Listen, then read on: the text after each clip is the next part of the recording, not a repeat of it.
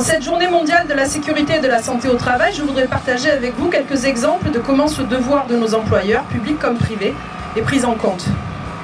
Pour rappel, l'article L4121.1 du Code du travail stipule « L'employeur prend les mesures nécessaires pour assurer la sécurité et protéger la santé physique et mentale des travailleurs.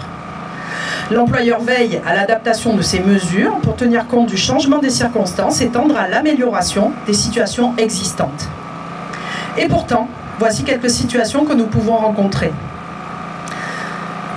Je vais commencer par raconter ma vie. En 22 ans de service, après ma titularisation, je n'ai jamais rencontré de médecin de prévention, malgré 4 demandes et malgré un accident de service qui a conduit à 6 mois d'arrêt.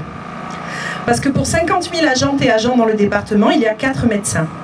En somme, le budget consacré à la santé au travail et à l'éducation nationale représente environ 5 € par agent et par agente et par an, soit 2 boîtes de paracétamol. Dans les situations que j'ai eu à accompagner ces dernières semaines, une collègue qui a fait une alerte cardiaque en plein entretien avec son chef d'établissement a été déboutée de sa déclaration d'accident de service par les médecins du comité médical de la préfecture, dans une réunion d'une violence inouïe dont nous sommes sortis toutes les deux en pleurant. Une collègue en accident de service a vu son dossier clos unilatéralement par l'administration avant sa consolidation et malgré la poursuite de ses soins. Un collègue en affection de longue durée se voit systématiquement refuser un congé longue maladie fractionné alors que le dispositif existe et correspond exactement à sa situation. Cela l'empêche de bénéficier sereinement de ses soins et l'épuise physiquement et psychiquement. Évoquons aussi les conséquences sociales de cette incurie.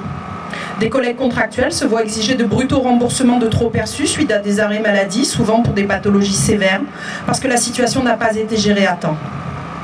Évoquons également dans les lycées professionnels les situations des élèves en stage. Nous pouvons avoir à gérer des accidents du travail par défaut de protection ou des violences sexuelles.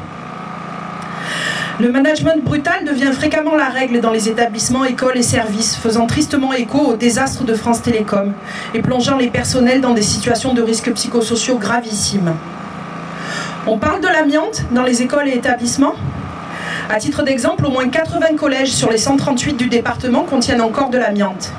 Vos enfants y passent 4 ans, suffisamment pour être un jour victime d'une pathologie liée à l'amiante, puisqu'il n'y a pas de seuil pour ce produit hautement toxique. Une seule exposition suffit. Les personnels y déroulent parfois une carrière entière, mais comme nous le disent les collectivités territoriales, si on doit tout désamianter, vous imaginez combien ça coûte ?